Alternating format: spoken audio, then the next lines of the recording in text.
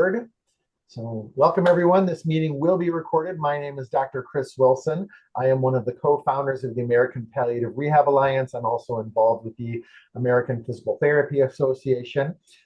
This is a joint session between the American Palliative Rehab Alliance, APTA Oncology, and we are joined by Dr. Lori Boatwright, who is the Hospice and Palliative Care Special Interest Group from the APTA. And then also co-sponsored by the American Occupational Therapy Association. So we will be sharing this with multiple organizations. So what I want to do very briefly is I'm going to share my screen and point out that we do have, let me pull it up, where did it go? A website for the American Palliative Rehab Alliance. So if you go to palliativerehab.com, it will bring you to the American Palliative Rehab Alliance, which is a loose conglomeration of healthcare professionals across the interdisciplinary spectrum.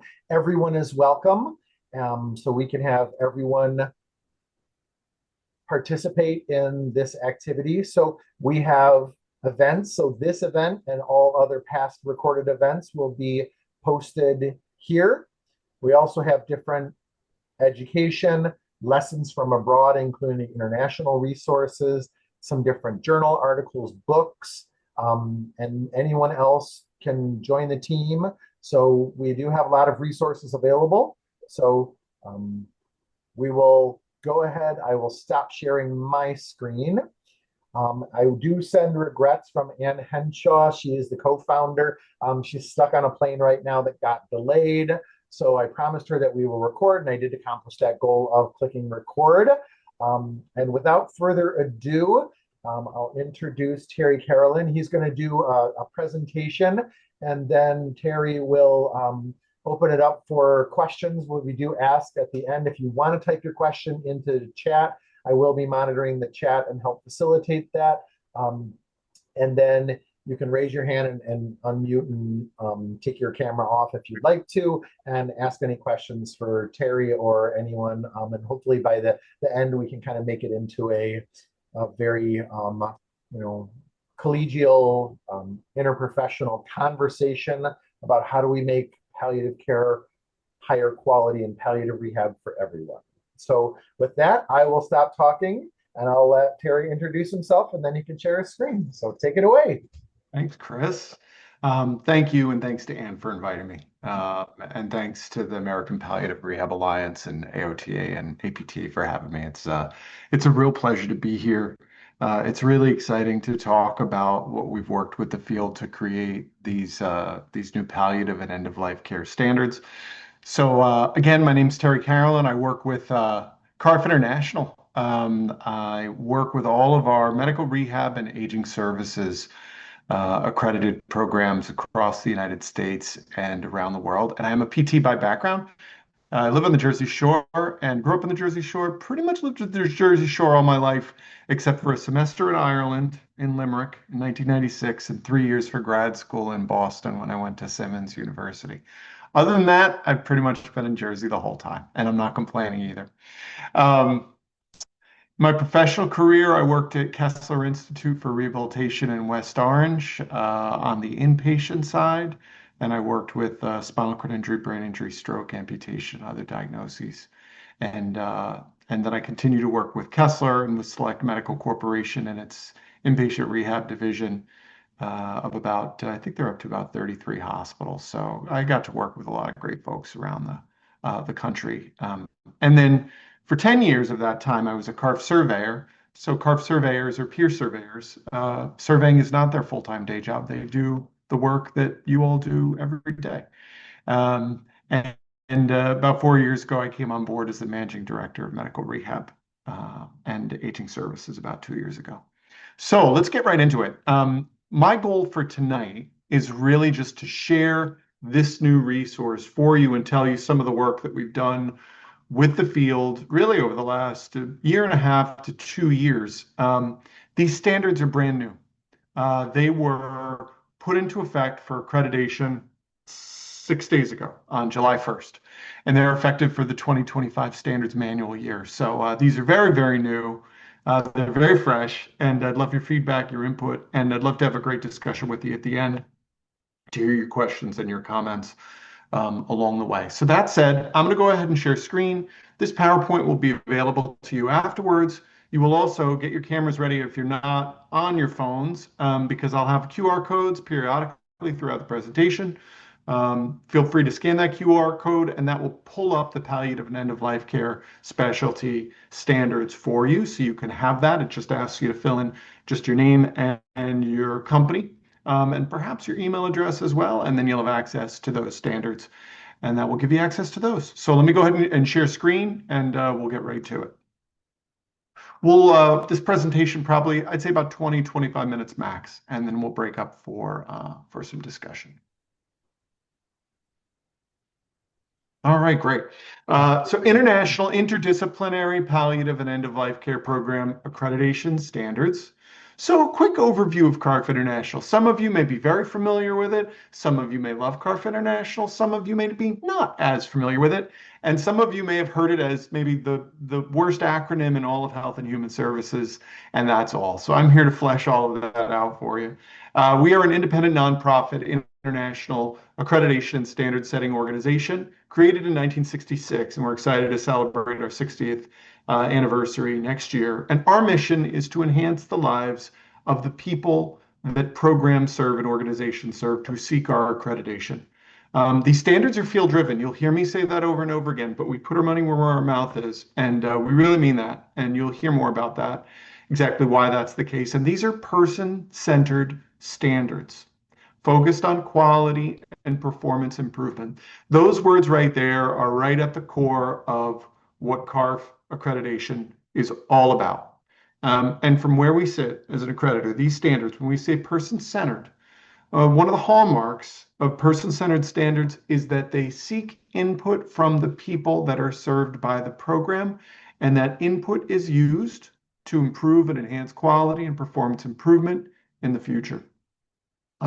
Real important third bullet there. We are not a deeming status accreditor at the federal level in the United States. So these are separate, above and beyond any conditions of participation that need to be demonstrated to be a deeming status accreditor or seek accreditation from a deeming status accreditor in the United States.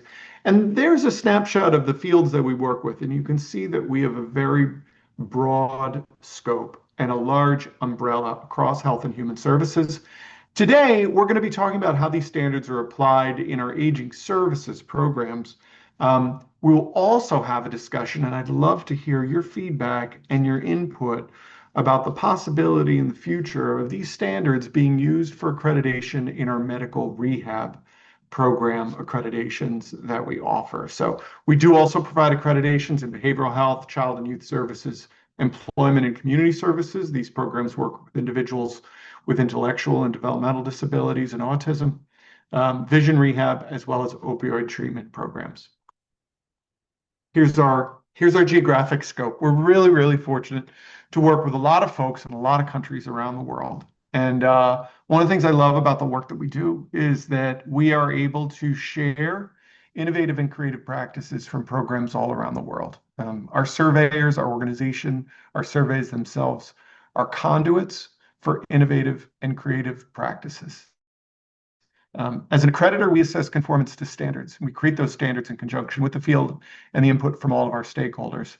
In addition to that, we also provide individualized, meaningful, relevant, and specific consultation, which organizations can take under their wing to enhance their business and their clinical practices over time. Two of our newest countries there are Iceland and India. We just added those about a month ago, so we're really excited to be working with programs and folks there as well. So where does this fit in?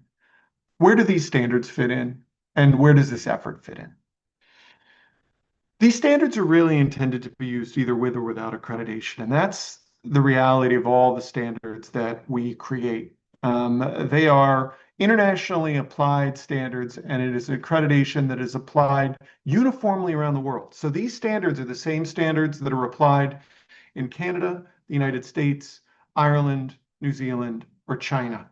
They do not change from country to country or location to location or culture to culture. They draw on extensive resources that are created by the field. Our hope is that these standards will be a market differentiator, right? Something that'll be above and beyond what existing accreditations or existing standards might offer. And right now they're being offered for aging services accredited programs. And like I'd mentioned before, we'd love to hear your feedback on the possibility of including these standards or making them available for accreditation in medical rehabilitation in the future. These standards are field-driven and we need it. This is an input session and we really do want to hear from you right now in terms of the direction that we should go in. So again, CARF standards and accreditation, person-centered, consultative that I mentioned before, field-driven I mentioned before, and led by peer surveyors. So, the folks that are surveyors understand the joys and the frustrations and the celebrations and the realities of doing the work that you do every day. And we hope that that brings real meaningful feedback.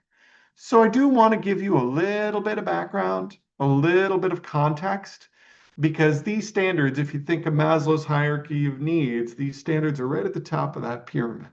We've got several other layers of standards underneath that. So when you see these palliative and end-of-life care standards, there are going to be things there that you're going to say to yourself, you know what, I feel like that's missing, or this is missing, or maybe there should be more of this, or there should be more of a focus on rehab. And what we want you to know is that there is a foundation. There are other sections of standards that exist that lead into this kind of pinnacle of standards and conformance and accreditation of standards. And I'll explain that a little bit further. So how do we create our standards? Also, that's your first QR code. If you want to scan that, you can pull the standards down along with their intent statements and their examples as well. So anytime we create standards, first we seek feedback from the field, upwards of 6 to 18 months of interviews and conversations with stakeholders from all across the field. And when I say stakeholders, I mean providers, regulators, legislators, individuals with lived experience, family members, community stakeholders, payers. It's a broad net that we cast to ensure that we're doing the right thing at the right time in the right field. And overwhelmingly, the feedback from the field was that there was a need and an interest in these interdisciplinary palliative and end-of-life care standards. We convened an international standards advisory committee, a small group of content experts, and not just providers either, but individuals with lived experience, regulators, providers from several countries, as well as researchers who could provide input into the draft standards that were created as a result of that committee meeting. It was a consensus-driven process that allowed us to arrive at those draft standards.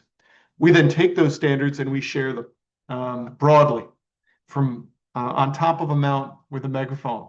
Because the more feedback we get in that public field review, the more robust those final standards are, as well as the examples that we use for conformance for those standards. And we received robust feedback from the field, which is fantastic. That feedback was integrated into the final standards, and then the final palliative and end-of-life care standards were published in January of this year and available for accreditation, like I said before, just 6 days ago. So a few things you should know about these standards, and I've mentioned a few of these things before, and some of these would be new. These programs focus on care that is individualized and interdisciplinary. Very important words that you hear us use over and over again. These standards may be applied. There's not a hard requirement for them to be applied, but they are optional for programs that decide to seek this accreditation. In any one of these programs, so in aging services, we accredit person-centered long-term care communities, home and community services, adult day services, assisted living, independent senior living, and other programs as well, which I'll detail in a bit. And like I said before, these standards can be used as a resource to all. So you remember I mentioned that Maslow's hierarchy of need of standards for accreditation? This is it. It starts with business practice standards at the foundation. It moves on and builds on that with the process standards, and then the core program standards, and then at the top, specialty population standards. There are 2 types of these accreditations and specialty population standards: dementia care specialty standards, as well as these palliative and end-of-life care standards. So these are business practice standards. That's kind of the entry level, that foundation of that pyramid. And they really focus on the business practices of accredited organizations. So CARF accreditation requires a tremendous amount of accountability and transparency, both in business and clinical practices. And here's where the business practice transparency and accountability comes in. There is a culture of accreditation, which includes standards on leadership and governance, strategic planning. Strategic planning. So before I talked about quality and performance improvement, all of that work gets funneled right back into the strategic plan so that the organization can engage in a continuous performance improvement loop, which is exactly what CARF accreditation is about. Finance, risk management, health and safety, workforce, technology, rights of the person served, accessibility, and then last and certainly not least, performance measurement and management. In section 2, these standards focus on areas like program service structure, residential communities, care process for specific diagnostic categories, skin integrity and wound care, care process for personal support services, and service delivery using information and communication technology. These are the program standards, which I mentioned before. Also note that we also accredit continuing care retirement communities.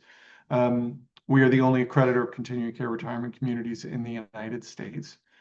And then I do want to give you kind of a parallel window into our world of medical rehab, because I do want to seek your input on this webinar on whether there is a need to include palliative and end-of-life care for our medical rehab programs. These are our programs.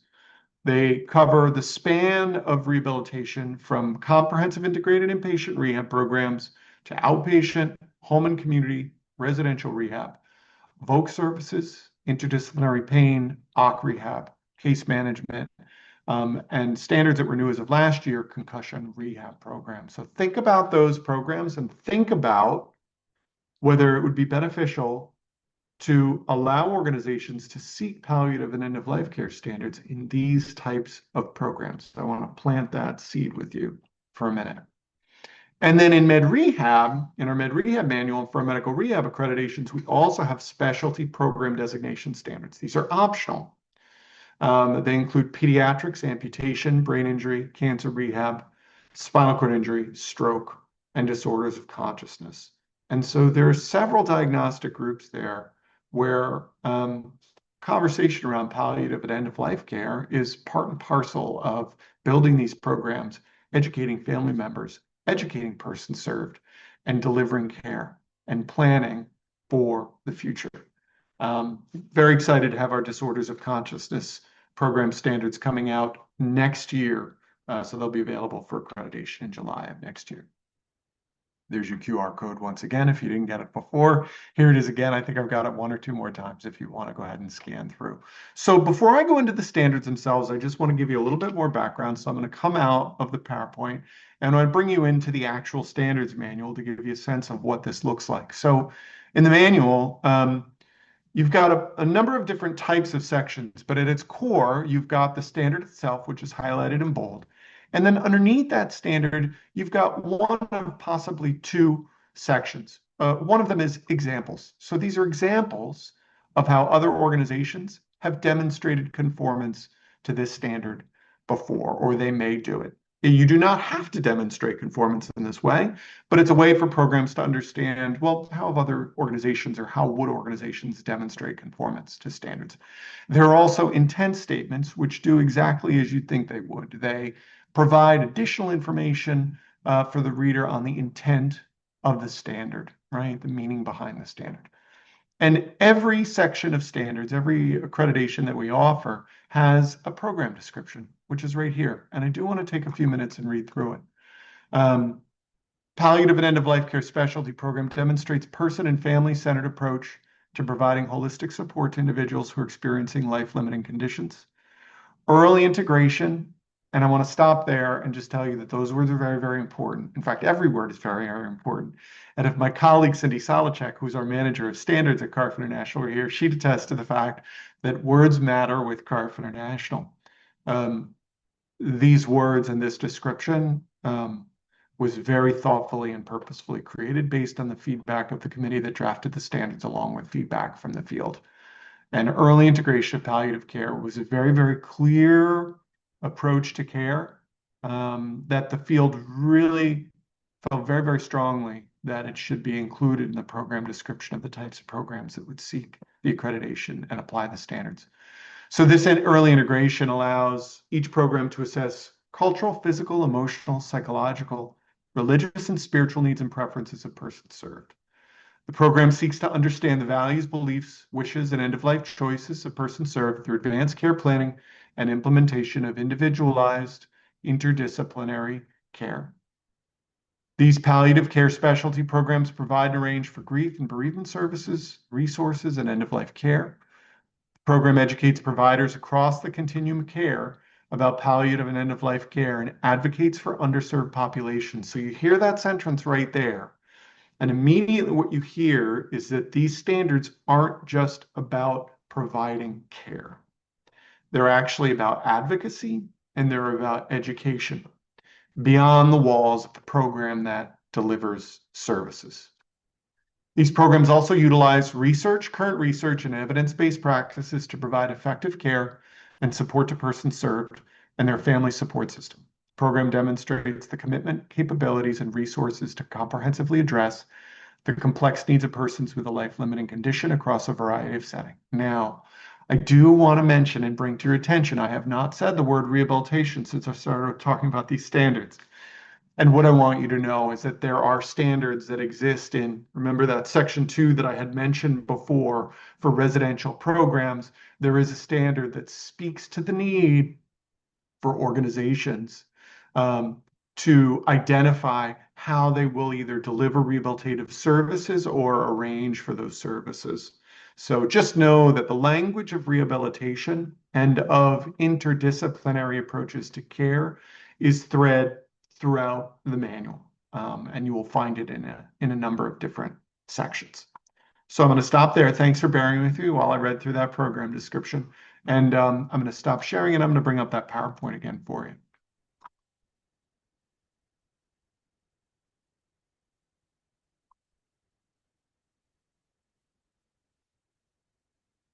Okay, great. So first, a philosophy of palliative care needs to be documented and modeled by both leadership and personnel, guide service delivery, and it's communicated in an understandable manner to persons served, family support system, and other stakeholders. And right now what I'm doing is going through each of the 17 palliative and end-of-life care standards just to give you a sense of it. This does not include the examples and it does not include the intent statements as well. These programs will also implement a strategy for early integration. I mentioned that before in the program description. Here it is in a standard.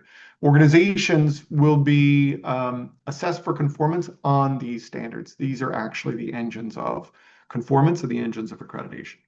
But this early integration strategy needs to include engagement of persons served with palliative care once the life-limiting condition is diagnosed. And then there needs to be education of relevant stakeholders about early integration as well. So there again, we're talking about beyond the care that's provided to individuals and their family, but out into the community, right? Out into other environments of care, other providers, upstream refers, acute care refers. Those are the types of stakeholders that organizations can really target there. Advanced care planning for each person served includes, and also know that this builds on care planning standards that also exist earlier in the standards manual. But this planning needs to include the ongoing gathering and documentation of information, including but not limited to the person's hopes, values, wishes, fears, end-of-life choices, understanding of their illness, and cultural beliefs and practices. For those of you who've never worked for CARF before, you may not know that CARF International rarely identifies the specific disciplines, the specific clinical disciplines that need to be included in an interdisciplinary team. Rather, we focus on the skills that are required to deliver care and the competencies that are required to be delivering that care to individuals. We have a number of different individuals on our interdisciplinary team who are trained and are competent in assessing the cognition of persons served, right? And so they may share that responsibility in multiple different areas, and that is at its core interdisciplinary care. And you will hear that theme over and over again. Collaborative decision making. The program supports it through the exchange of information at the convenience of the person served in the family support system, access to information, timely exchange for information, determining whether the information is understood by all parties there, and then documenting significant discussions and decisions made by the person served in their records. The program also has to meet the educational needs of the person served. And B, really stemmed from a conversation that we had in the International Standards Advisory Committee, along with feedback from the field about meeting individuals and meeting family members where they are in space and time, right? When are they ready for the education? And that's why that language exists there, to consider their readiness, right? It's one thing to kind of download education and have maybe 2% of it be absorbed and appreciated and understood because the timing wasn't right. They weren't ready for that education. But being attentive and as an interdisciplinary team using active listening and appreciating when the time is right to share information education, that's the hallmark of an accredited palliative and end-of-life care standard program. And then that education includes all of these domains, not limited to these areas, but should at least at a minimum include anticipated changes, what's coming, what to expect based on prognosis, and what else could change with regards to delivery of care, what to expect at the end of life. Education on medical orders, advanced directives, legal decision-making authority, managing symptoms, grief, and symptom navigation. And then the program supports collaborative decision-making, right? This is shared decision-making. This is not top-down decision-making. That exchange of information that I mentioned before, accessible information and timely exchange. And again, I think that's a repeat of the last slide. In response to the preferences of the person served, the program also needs to assess, educate, and provide information on complementary health approaches and their efficacy and safety, as well as resources on integrative health as well. Program will also provide education to persons served on dignity of risk. And this is a phrase that CARF for many years has addressed the need to educate persons served and family members on the risks associated with certain behaviors. But this is the first time CARF's used the language of dignity of risk, and it's well-timed. That freedom and autonomy and choice are important concepts that need to exist right through to the end of life. And that risk should be one that is dignified and well educated on, so that individuals can make the best choice for them. And then lastly, documentation of those discussions and decisions as well.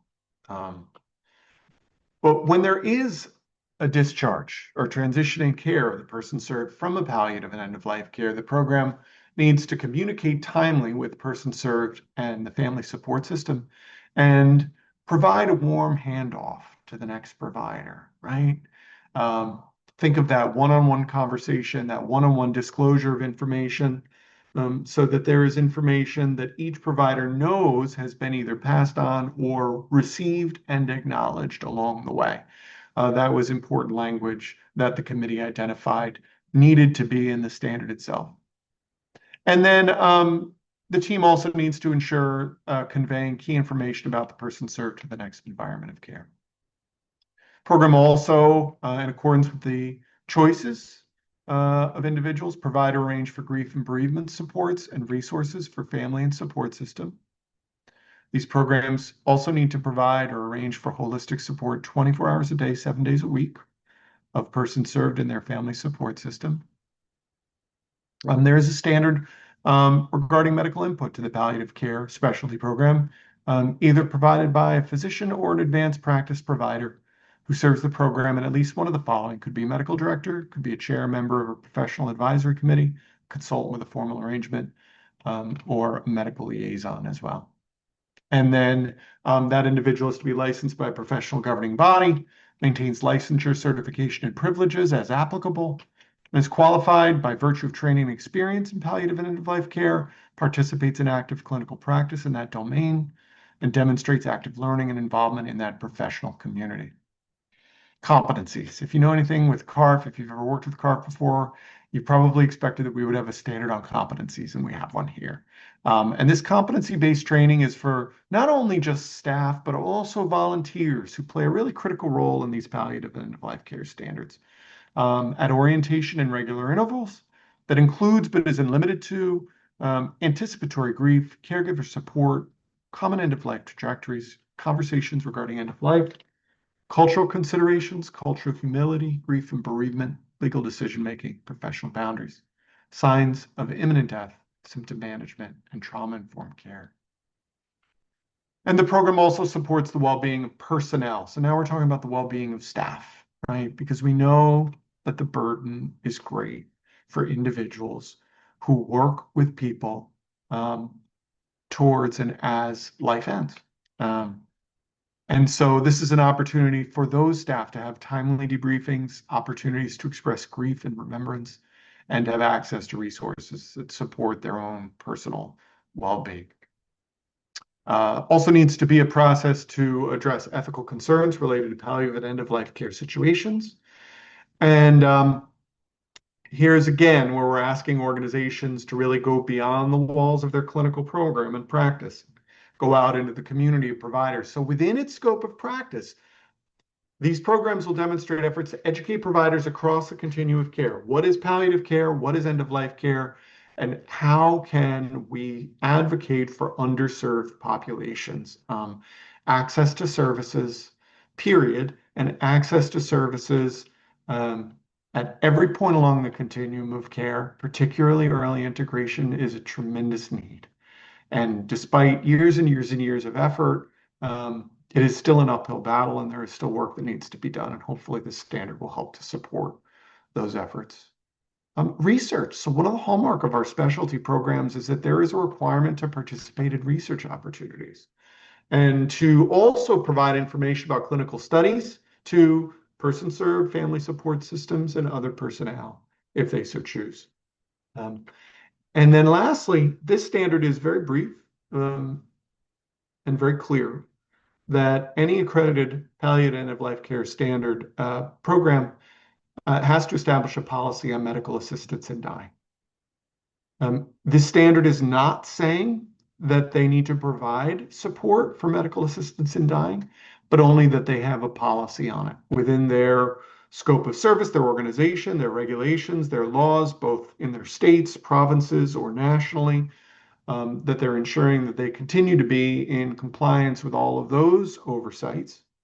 But there does need to be a policy. And that policy could just be that the organization, the program, does not provide medical assistance in dying, or that it provides referrals to, or that it provides or arranges for.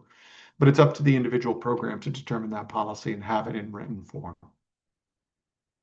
So I'd mentioned before, there's a possibility as we look to the future that we may consider offering these standards in our medical rehab standards manual as a specialty designation accreditation. I'd love to hear your feedback and your thoughts. And that's my email address, and probably for the umpteenth time, that's the UR for the standards themselves if you want to have a look. And if anybody would like to have access to the manual itself for more information, to get better perspective and background on the palliative and end-of-life care standards, feel free to email me, and I'm happy to share that information for you. So thanks for your attention. Thanks for being here. What a nice group late in the evening on the East Coast and early in the evening on the West Coast. So Chris, I'll hand it back to you.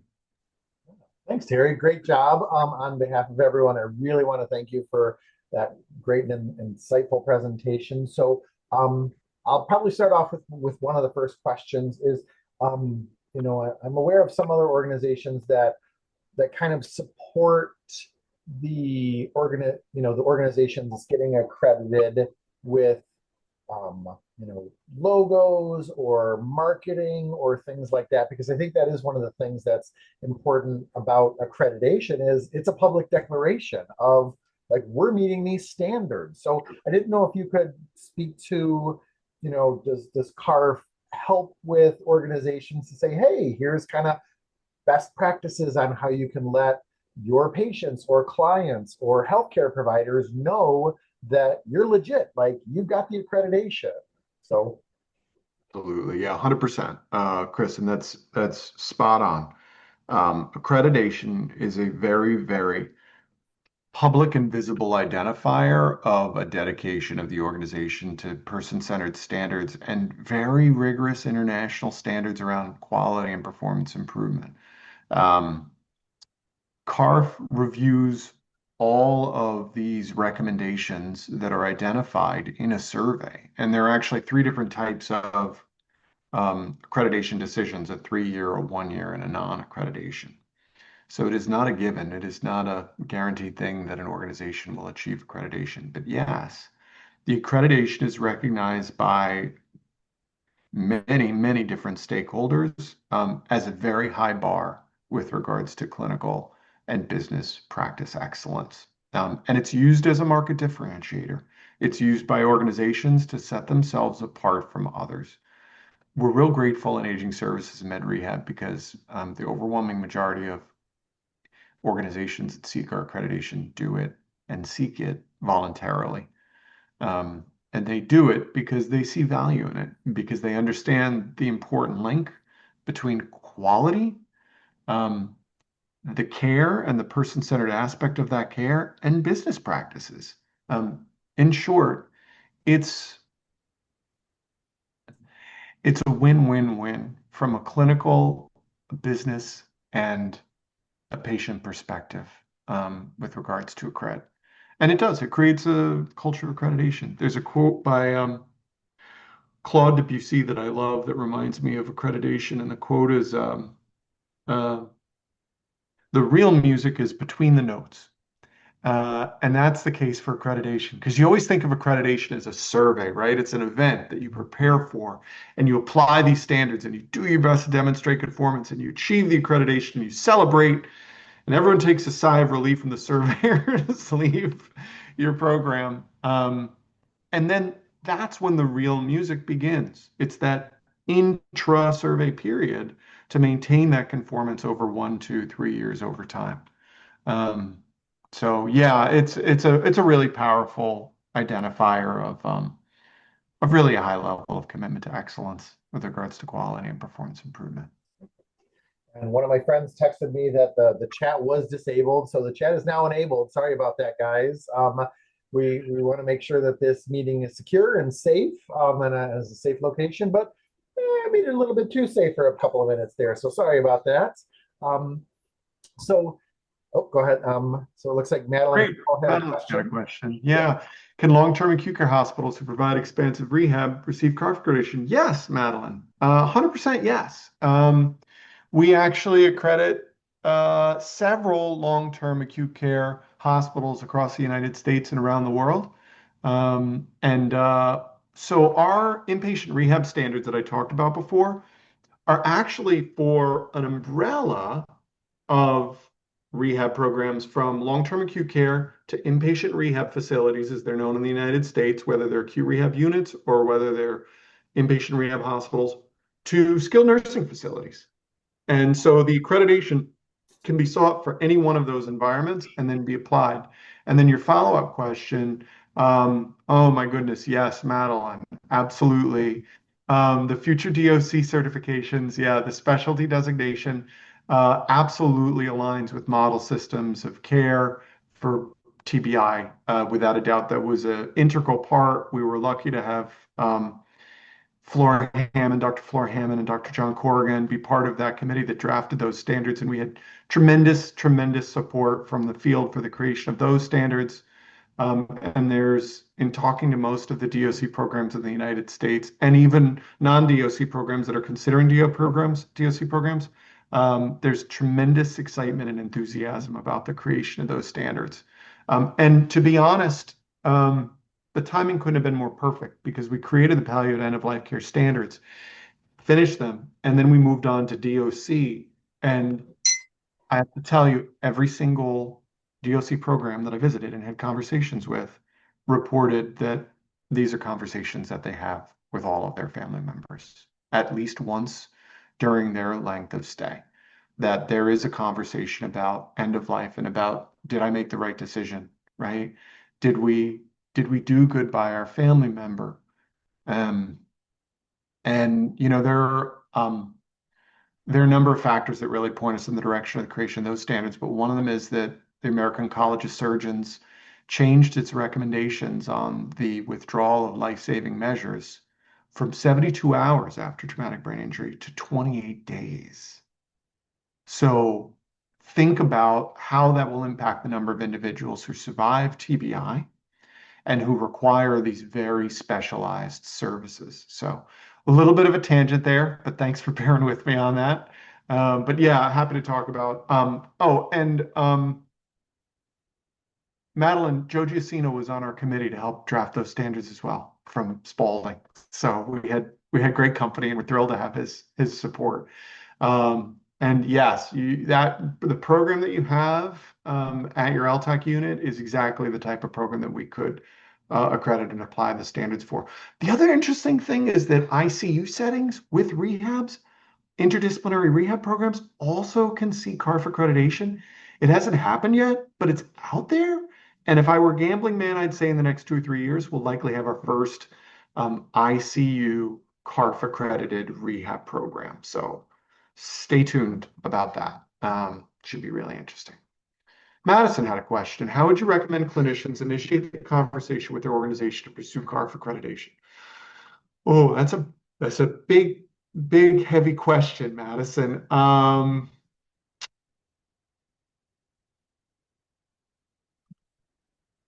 I would talk to your leadership, and I would talk with them and really talk about what the value of the accreditation could be for your program, and just start there, right?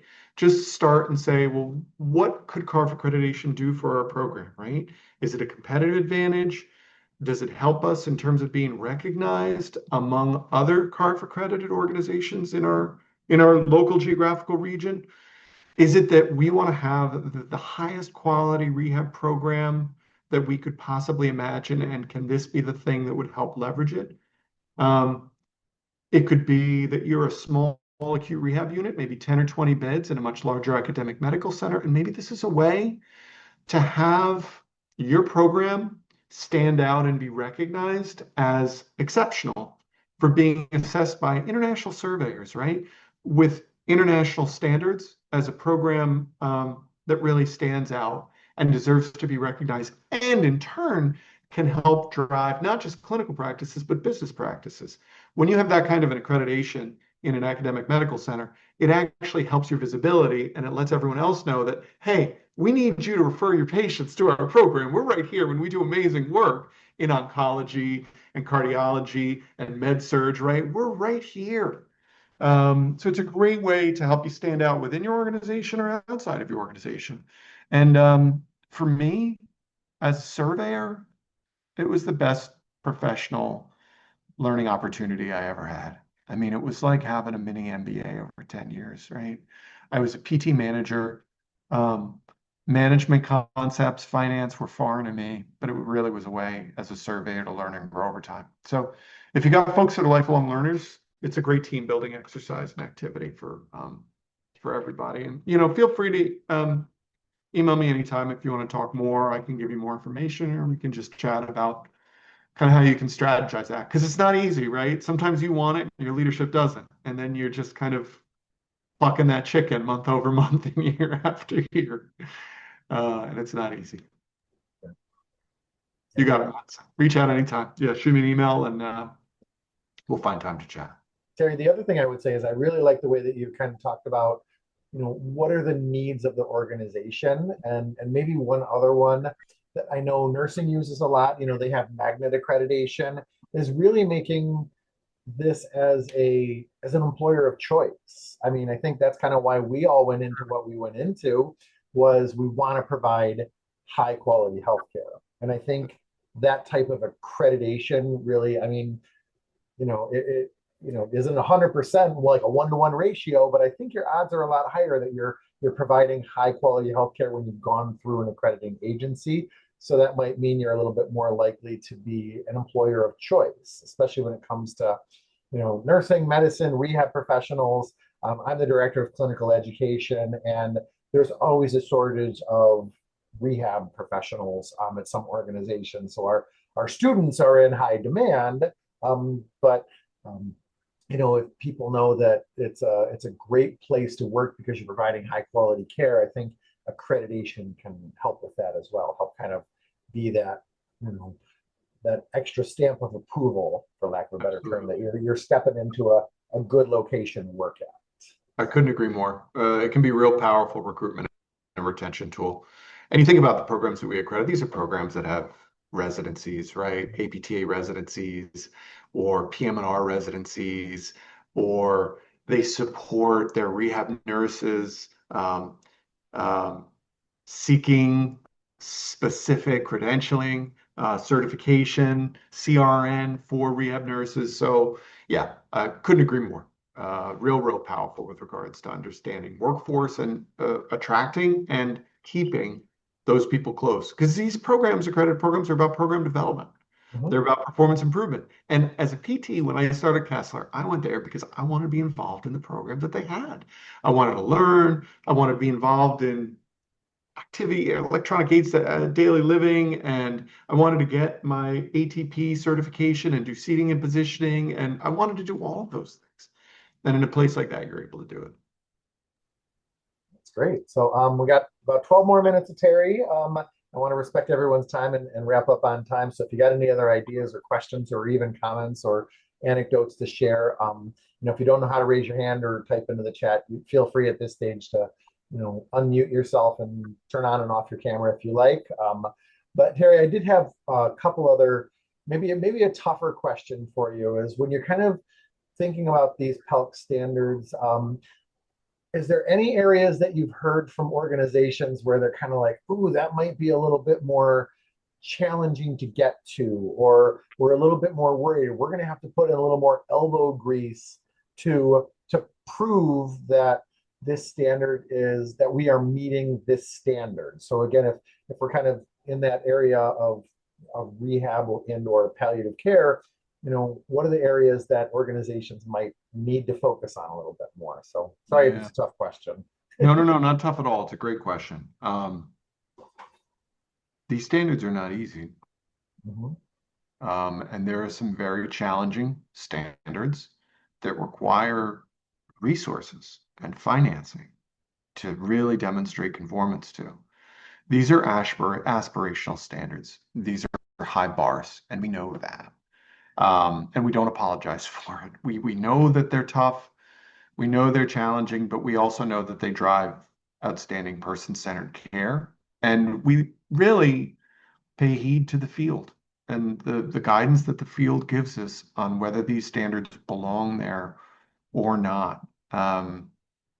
We pay very close attention in that field review to the number of individuals who respond and either disagree or strongly disagree. And there are times in that field review where standards are dramatically modified and/or removed and/or added that didn't exist at the beginning of the field review. I'll tell you right off the bat, any standard that requires data collection and analysis is a tough standard because many of those standards require that data collection and written analysis, not just in a month or a year, but every year for a 3-year period. And that's playing the long game. People come and people go, right? Turnover exists, new positions are created, reorganizations occur, organizations merger, pandemics happen. And so it's really difficult to maintain that high level of excellence over a long period of time. But we support our partners, our accredited partners, and we support them with education and resources. Folks at CARF, we want to see our accredited partners succeed. We get no joy in seeing people fail. None. None. And the flip side of that conversation is that there is no trophy for not receiving any recommendations for CARF on a survey. There are no awards. We know that the overwhelming majority of organizations that seek accredit will have at least 1, 2, 3 recommendations where they had partial or non-conformance. And that's not just okay. That's us doing our job because that's the engine of performance improvement right there. But if you're an organization that had no recommendation, that's off to you. Nice job. Go celebrate. It's a rarity and enjoy that. Enjoy that while you can. I do want to ask the group, either in the chat or audio, do these standards belong in our med rehab manual?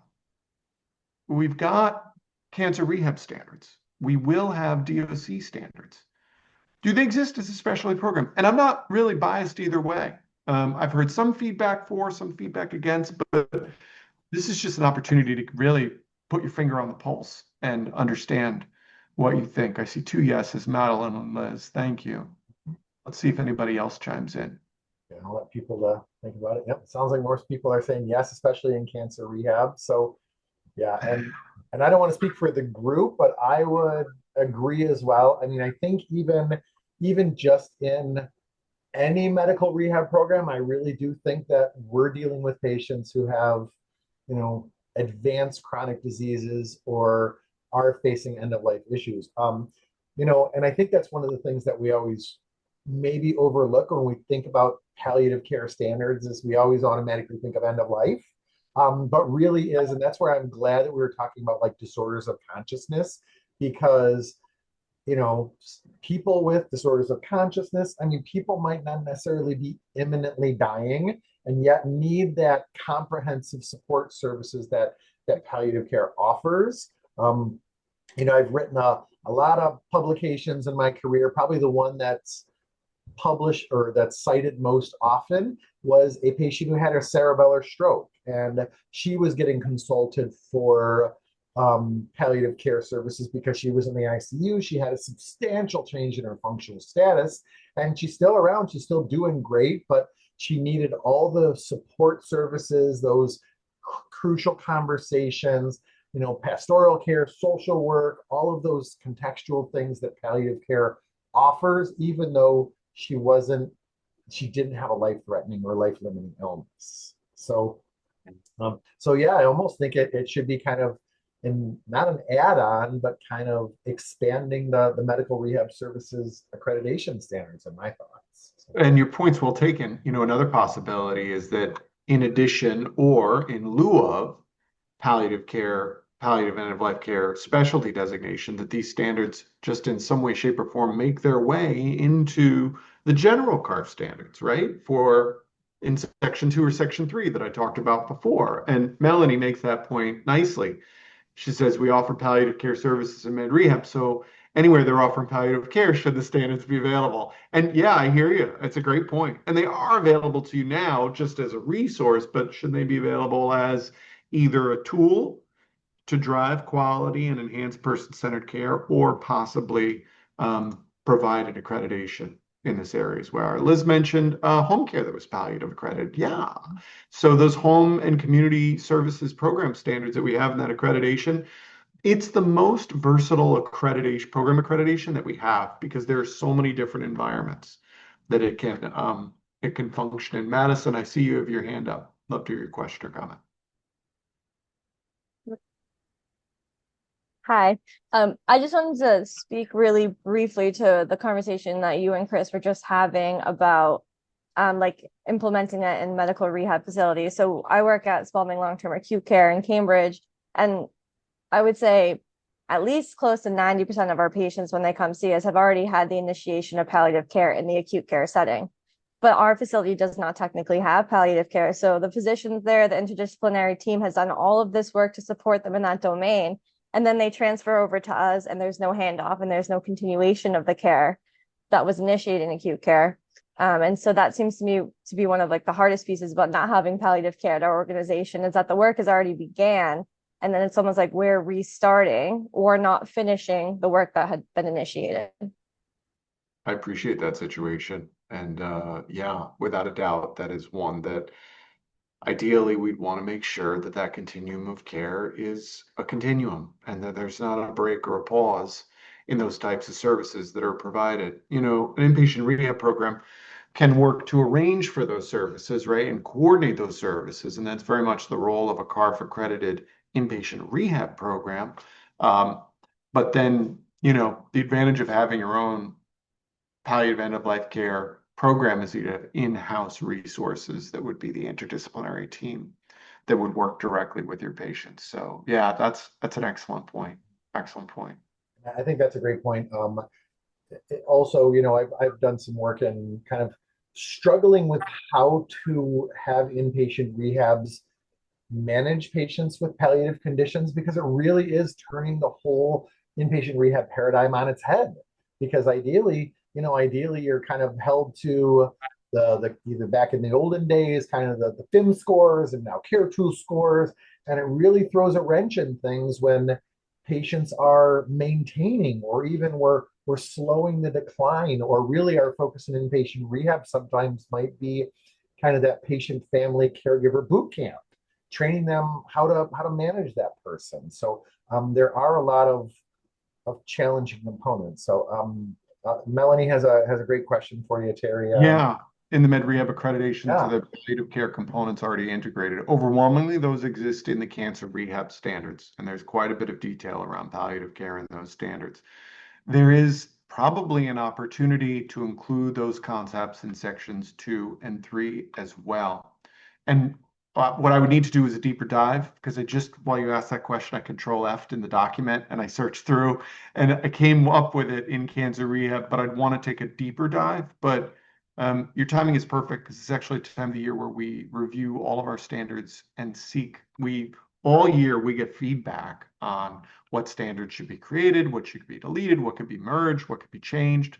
And we're in the 2 to 3 month window now where we review our standards for our next standards manual year. So Melanie, your question is well timed, and I'll definitely be sure to lead the team and circle back and make sure that those opportunities are there in some way, shape, or form. Yeah, I love that. Yeah. So we probably have time for one more question for Terry, or if Terry, if there's no questions that come up while I'm stalling for time, I don't know if you have any last words of wisdom or call to actions or anything like that. No pressure, but just a tremendous thanks to everybody on the call for the work that you do, folks, and the way that you advocate for rehab and palliative care, and to you, Chris and Anne. It's just such an important aspect of care for these individuals. And having been a PT all my career, I recognize the incredible value and importance of rehab and mobility on health, regardless of what condition you happen to have. It's just indispensable. So thank you for everything that all of you do, and thanks, Chris, and thanks, Anne, for bringing this group together. Well, thank you, Terry, again. On behalf of everyone, sincere thanks and appreciation.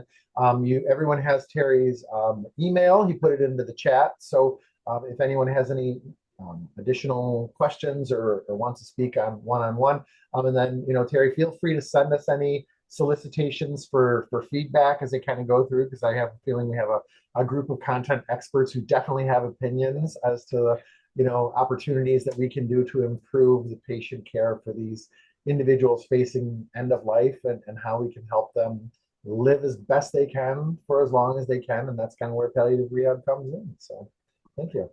Great. Thanks again, Chris. Yep. Good night, everybody. Talk to you all soon. Thank you, everyone. Good night. And the recording will be available on the website probably tomorrow. So, all right. Thanks. Good night, all.